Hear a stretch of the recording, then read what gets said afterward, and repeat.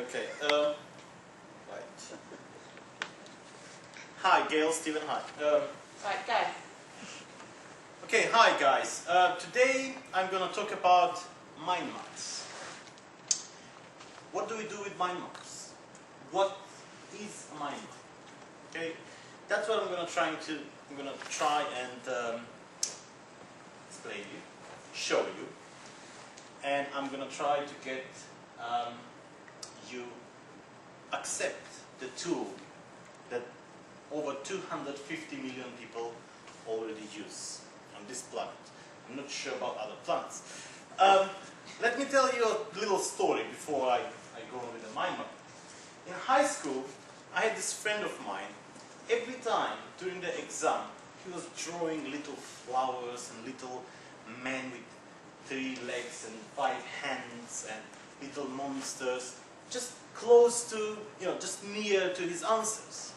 And the teacher was getting annoyed with it. The teacher was saying, every time when I'm going through your exam paper, I'm not able to focus on your words.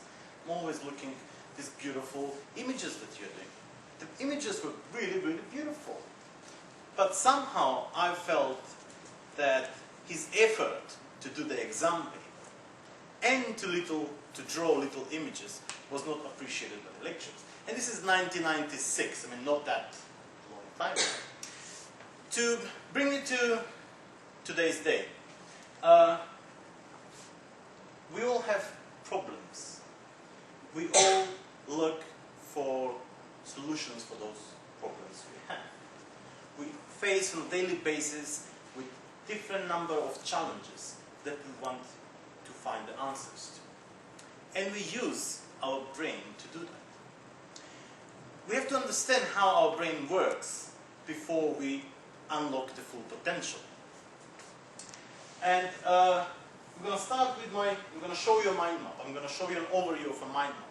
And I just want your initial reactions, and then we'll just go on.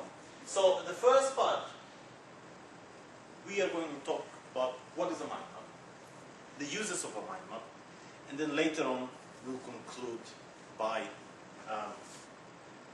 talking a little bit about the brain functions and how all that works.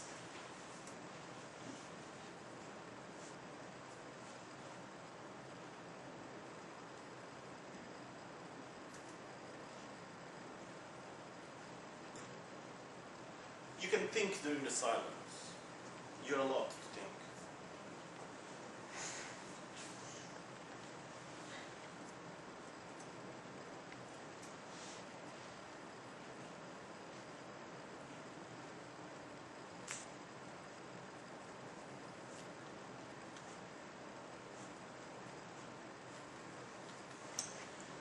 This is a mind map. This is a mind map that represents the uses of a mind map. Okay, so what is a mind map? A mind map is a reflection on the paper of what goes into our head. And the mind map, we use the mind map in number of processes. We use it when we learn, as you can see. We use it in the presentations, as today. We use it in the process of thinking. We use it when we want to put number of information on the specific topic. We use it when we take notes. We use it to take notes of the meetings, notes of the classes. So it has number of uses. I'll guide you slowly through the structure of a mind map and what does it actually and how it actually works.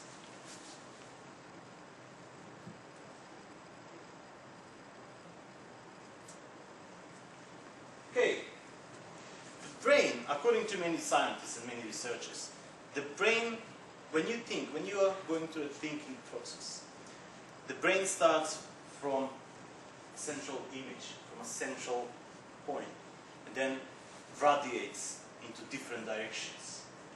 It doesn't work in toolbars and lines and so on and so on. It just goes into different directions. It's a natural process. Same like our nervous system, same like the branches of the tree, same like the circulation, the blood circulation system. It just radiates from one central point. And that's our central point. Our central point today, for example, the uses of mind maps. After that central point, the next step is branches. What are the branches?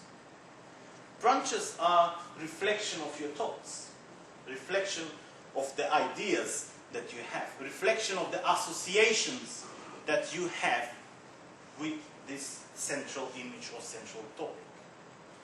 So we have branches, the first branches, and then those branches expand into second and third branches, and they're all connected between each other.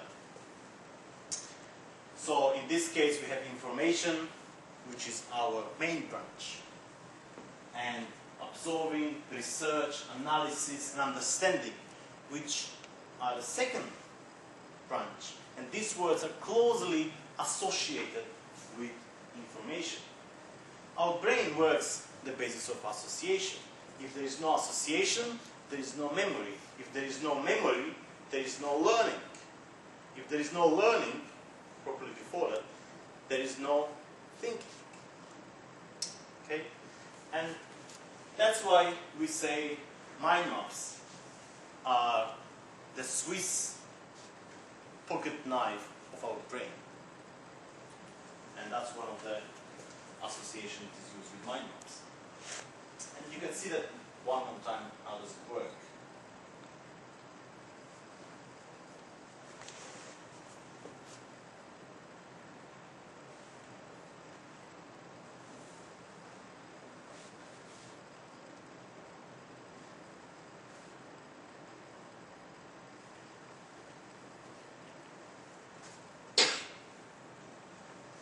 That's about branches.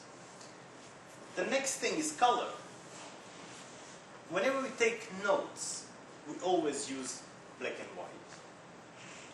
Paper and black pen or red pen. We always use one color.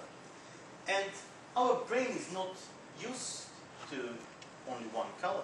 We like color. Our brain gets intrigued, gets happy when there is more than one color.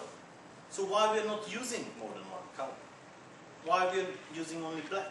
Why we are just writing on a piece of paper in lines? Why are we doing that?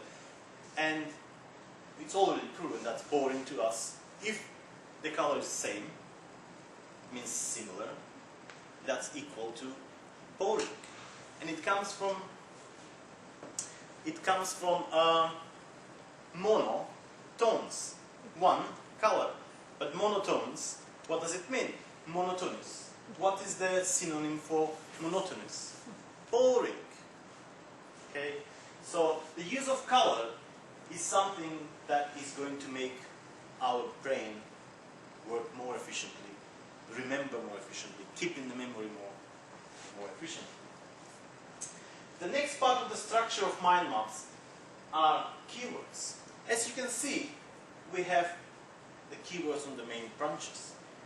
Meetings, information, note, presentations, and so on and so on. These words, Tony Buzan, I forgot to mention him, shame on me. Tony Buzan, the one who invented the mind maps in the 1960s, he says the words, the keywords, have to be, the length of the word has to be equivalent to the length of the branch. Why? Because the branch is one of the information. The second branch is the association related with that first branch. So we want the association and the keyword to be close in space, to be near to each other. We don't want them far away. You don't want to create a branch which is long and then put little word. And there's one more important information. We keep, as you can see in this mind map, there is only one keyword for the branches. There's no full sentences. Same, the idea comes from the number of research done in the past. We learn with keywords. We don't memorize full sentences. we memorize the keywords, and then build our associations around that keyword. Okay, so we mentioned color, branch. What else did we mention? Keywords.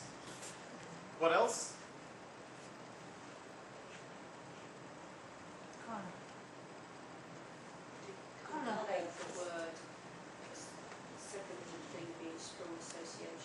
Okay, well done. That's very good. So, this mind map, to conclude, let's jump one part further. The mind map, as I mentioned, is a tool. It's not a solution for the problems that we mentioned at the beginning. It's a tool, but it's a genius tool. It's a genius tool used by Darwin, used by Beethoven, used by Leonardo da Vinci during their work. And this genius tool can unlock the potential of every single brain. Okay? Thanks a lot for that. And the questions, next time. It took me only 5 minutes at home. Why did it take 10 minutes and I did not manage to... Eye contact. Eye contact, they kind of get it off. That story. Yeah, the story maybe, yeah. It was just too slow. But I'll be happy to hear the feedback.